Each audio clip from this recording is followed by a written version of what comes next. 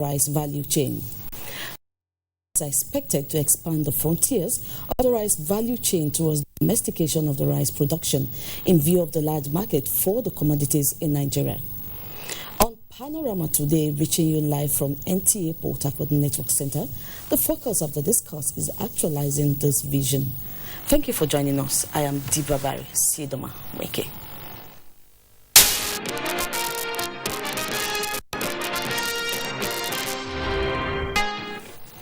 Let's quickly go over to Lagos for an update on the proposed protest at the Lekki toll gate. The reports reaching us says the toll gate is devoid of any regrouping by protesters as a result of the presence of security operatives. Abolade Salami standing by with the situation report. Here on ground, presence of heavy security personnel at the Lekki Toll Plaza, although there are no gathering of any such from the EdSARS youth protesters. But security personnel that we spoke with said they are here to ensure law and order is maintained. We had some arrests that were made from some youths who were loitering around. The security personnel approached them and asked what was their mission here, and some of them couldn't identify why they were here. They were arrested and taken into the van that was stationed here by the security personnel. But as I speak with you now, the road is free.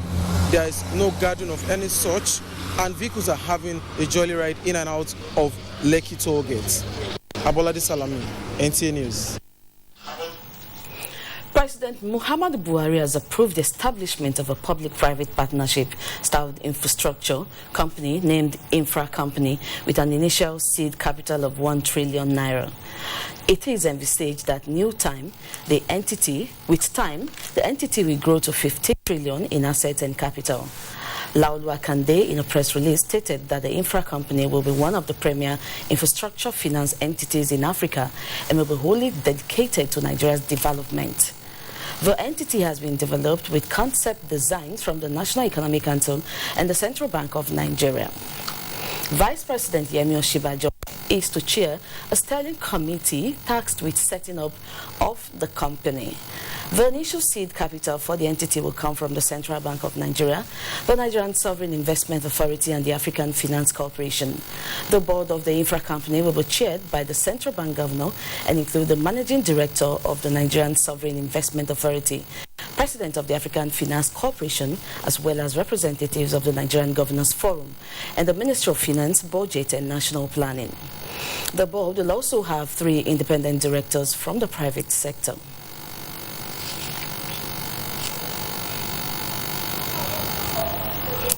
The federal government, through its Rural Roads Development Project driven by the Federal Ministry of Agriculture and Rural Development, has given a boost to rural farmers in Ikot Akwa Imo Idem community of Cross River State. Achibong Basi reports that the morale booster is a construction of a road toll and agricultural development and improve the lives of rural dwellers as part of measures to lift Nigerians out of poverty. This 2 kilometers alphated road in Ikot Akwa Moedem, Akpabuyu local government area of Cross River State is constructed by the Federal Ministry of Agriculture and Rural Development. It is intended to link rural areas to major urban road for the evacuation of farm produce to the market while ensuring food sufficiency in the country. Some members of the community are thankful to the federal government for the constructed road, which they believe will bring development to the area. We are going to protect it, the youth and all the leaders. We are going to meet in the council and then decide on which area we're going to make sure that those things are not vandalized. Zonal Director, Federal Ministry of Agriculture and Rural Development for the South-South Zone, Master Michael Brooks, appealed to youths in the area to jealously guard the facility and use it to enhance the development of the community. It's provided for this rural community to boost food production. The Ikot Akwa Moedem community is blessed with enormous agricultural potential, which, if properly harnessed, can boost the nation's economy. In Calabar, Achibong Basi, NTA News.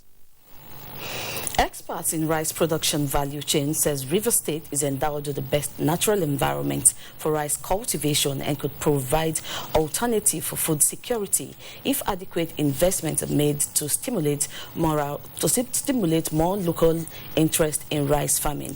Kingsley Amaju reports. Rivers State is endowed with a near year-round rainfall and abundant coastal forest. Experts in rice production value chain see this environment as a gold mine for rice production. Actually, Rivers State is a very, very rich environment for rice because rice needs water, and you have water around the whole year, throughout the whole year. So we can do 2 seasons, 2 cropping or 3 cropping. That is, we harvest first one, then we go another one again, we go another one, up to 3 times of harvest in a year. But the problem there is that the technical know-how and also the political will.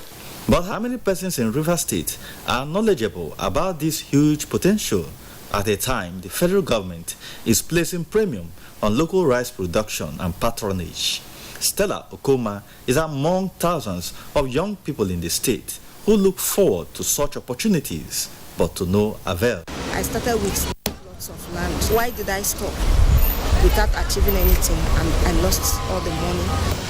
We need the right equipment that will separate sand from the rice. At the moment, there are efforts by some interventionist agencies to develop rice clusters in parts of Rivers State, but the knowledge and support for local farmers in this regard seems limited. Government should make sure that they come into and assist poor farmers. No nation is independent if they cannot produce food for these seasons. Wow. And why would you depend on another country for rice?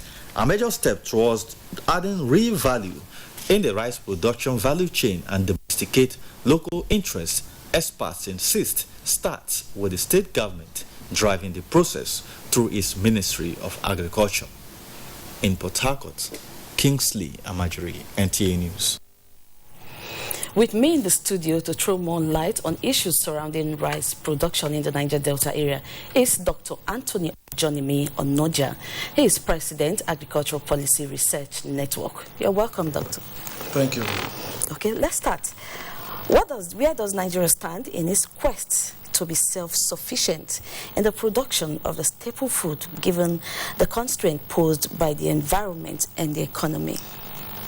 Yeah, Nigeria stands in a very huge ground.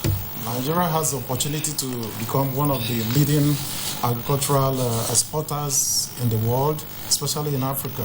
With regard to rice, for instance, Nigeria is the leading producer of rice in Africa.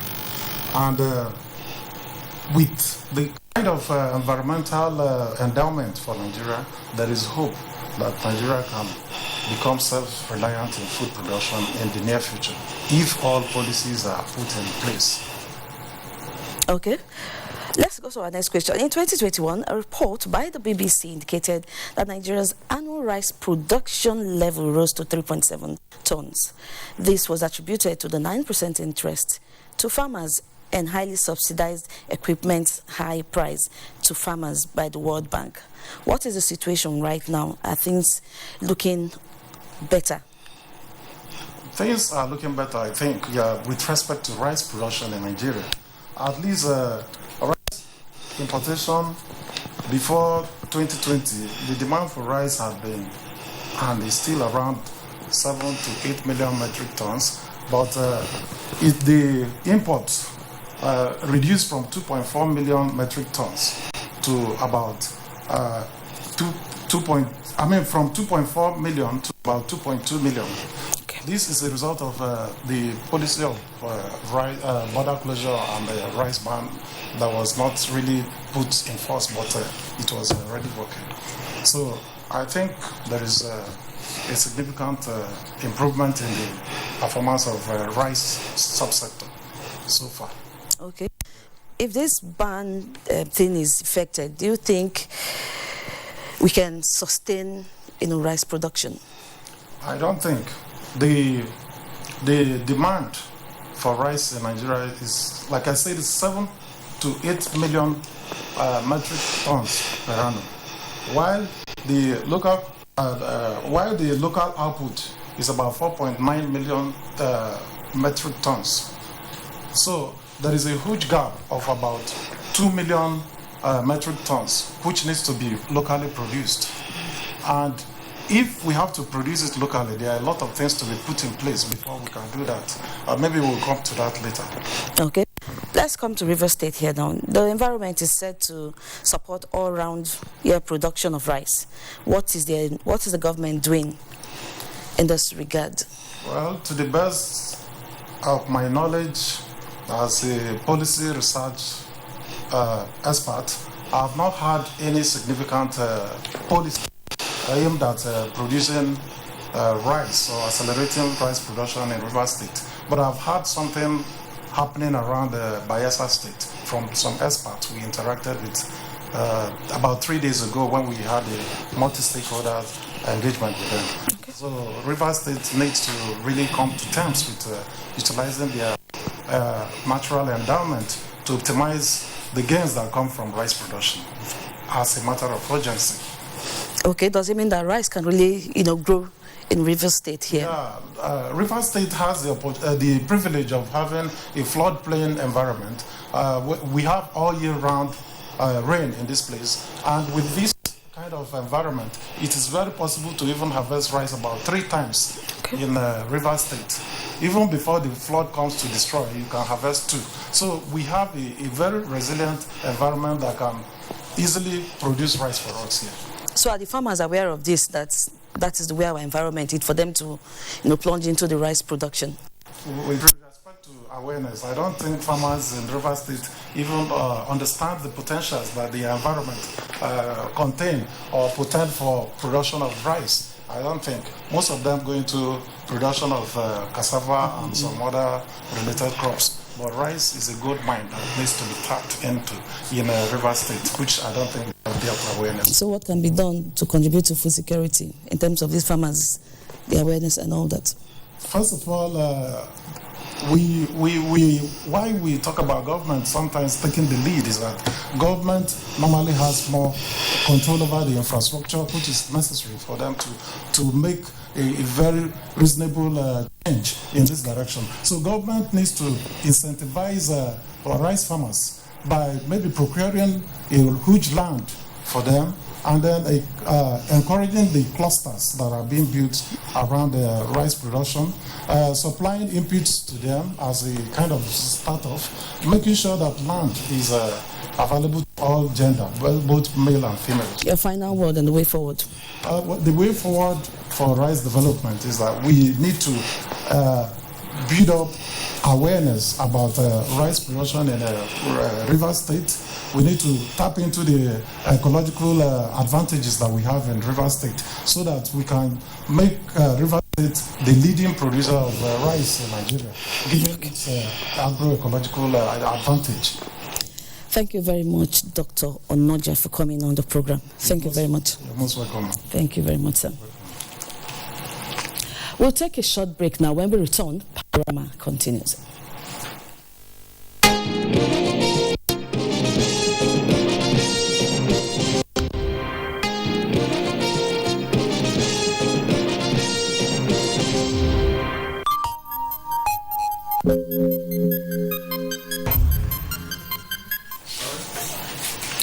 Welcome back. On the 12th of February 2021, 1,005 new confirmed cases of COVID-19 were recorded in Nigeria. Till date, 144,521 cases have been confirmed, 118,866 cases discharged, and 1,734 deaths have been recorded.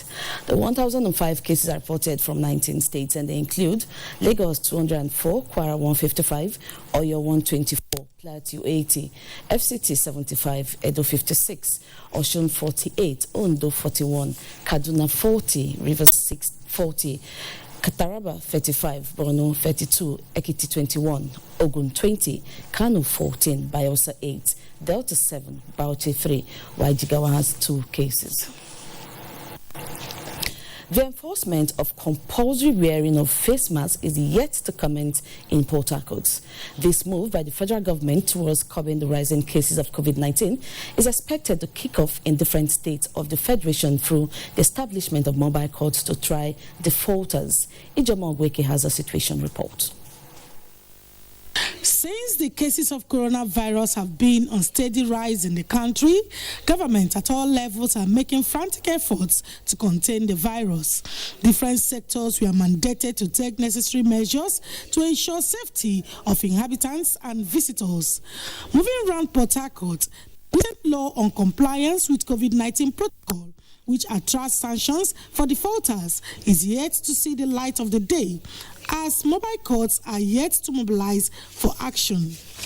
However, keen observers are of the view that adequate sensitization should continue in this direction. The aim should not be to sanction people, or the aim should be to ensure compliance.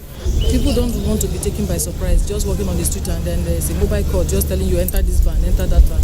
In short, criminals will take advantage of it and begin to even kidnap people. So there should be an awareness that there's going to be a mobile court, people are going to be arrested if they're not with their face mask. Even jingle it. I have my face mask. I just, it's cloth. I'm putting it on all day. I just want to have a breath of fresh air. With this development, they opined it behoves on relevant authorities to step up their game to ensure compliance with this government directive. In Port Harcourt, Ijeoma Ogweke, NTA News. Following the cases of kidnapping in the country, stakeholders have stressed the need for government at all levels to be proactive to check the ugly incident. They stated this while speaking on the socio-economic impact of this on their society. Has resurfaced in the Niger Delta region of Nigeria in recent times. An ugly trend many thought had disappeared. Following the kidnap of more than 20 persons within 1 week in Bayelsa and Rivers State respectively, including a journalist with NTA Port Harcourt, calls for urgent and pragmatic actions to douse the tension. The Niger Delta State has since 2009 launched the most comprehensive and expensive peace-building policy in the nation's history. No society can be entirely crime-free, but we will strive to reduce it to the barest minimum. The IGP's concept of community policing, taking policing back to the people. I want to employ all our sundry to come on board. Let's police Rivers Command together. However, in recent time, they no longer kidnap the prominent and wealthy alone. Anybody can be kidnapped for ransom. Stakeholders are, however, calling on the state government to create opportunities and support local vigilante to stem the ugly trend. Those who go into crime, they have their own reason, but whatever the reason is not worth it. It is hoped that the appropriate steps will be taken to protect the citizens. In Port Harcourt, Gabriel Amunike. Ignorance and greed are the major reasons most people fall prey to fraudsters who often present glittering opportunities to their targets but end up draining their resources. EFCC Zonal Head Ide Uchenna, who gave this insight, was speaking on the experiences of the year 2020 and the prospect for the new year, noted that the zone secured a total of 42 convictions in 2020, while many cases of money laundering and other related offences are undergoing trials in court. The many challenges associated with the year 2020, which many believe gave rise to increased violence and criminalities, the various security agencies have continued to do their best in ensuring law and order. This is evident in the achievement of the Economic and Financial Crimes Commission, EFCC, Uyo Zone, which has led to the reduction in public sector corruption, bank fraud, cyber crimes, money laundering, real estate fraud, oil theft, among other forms of financial crimes in the zone. A feat the zonal head say wouldn't have been possible without the help of individuals and corporate bodies who regularly furnish them with useful information. The result in the fight against cybercrime offenses has led to the investigation, arrest, and prosecution of many of these internet fraudsters, also called Yahoo boys. He encouraged the people to be safety conscious and be mindful of the kind of investment they enter into, especially in this digital age, as the agency will continue to do its best by ensuring that perpetrators of financial crimes are brought to book. While warning criminals to turn a new leaf and seek legitimate means of livelihood, he advised members of the public to be mindful when sharing sensitive information with others, especially online, as this has implicated a number of persons, while many others lost huge amount of money to fraudsters by so doing. In Uyo, Kevin Samuel, NTA News. Speedy delivery of justice was the focus of the Bayelsa State Executive Council meeting, where the state governor, Senator Doyediri, inaugurated the State Advisory Council on prerogative of mercy and additional 2 members to join the Judiciary Panel of Inquiry on Police Brutality and Human Rights Violations Committee. Fred Owelfie has details. Advisory Council on Prerogative of Mercy has its members run from religious organizations, civil society, the judiciary, legal aid council, and the correctional service. They are to advise the state government on the congestion of prisons and review of jail terms through speedy dispensation of justice. Governor Doyediri urged them to discharge their duties with sense of justice and equity. Of justice, with the goal of assisting me exercise my powers of mercy and clemency with wisdom and foster justice in Bayelsa State. 4 new members were also sworn in by the governor into the existing Judicial Panel of Inquiry on Police Brutality and Special Security and Human Rights Committee, with the charge to capture the grievances of protesters during the NSAS protests. ESCO meeting also ruled out activities to mark 1-year victory Thanksgiving service of the Prosperity Administration, while a memo was also presented and approved for the adoption of vocational education in the state, as more technical schools will be built in all local government areas of the state. From Government House, Fred Owefie, NTA News. And now sports. 2 Nigerian club sides go ahead to head in CAF Confederation Cup in Aba. Details on our sports update. Welcome to Sports Update. We begin with golf, where 64 senior amateur players are set to vie for honors at the Maiden Golf Sixes Nigeria 2021 tournament, which tees off on Saturday at the TYB International Golf Resort and Country Club in Abuja. It's a match play, alternate shots, greensome format. It's not common, it's new. So that's going to be introduced, and they will experience it, and I'm sure they will like the format and enjoy the game. Away from golf now, continental football returns on the NTA Live this Sunday, with the CAF Confederation Cup tie between 2-time winners Enyimba International and neighbors Rivers United in the first leg, second round preliminary match in Aba. Both Nigerian clubs are meeting for the first time on this stage. Staying with football, action continues in the Premier League this weekend, with Crystal Palace welcoming Burnley at the Selhurst Park. The match will be live on NTA at 4 p.m. on Saturday. Other fixtures will see Manchester City up against Tottenham, with Jose Mourinho's pride at stake yet again. Arsenal play Leeds United on Sunday.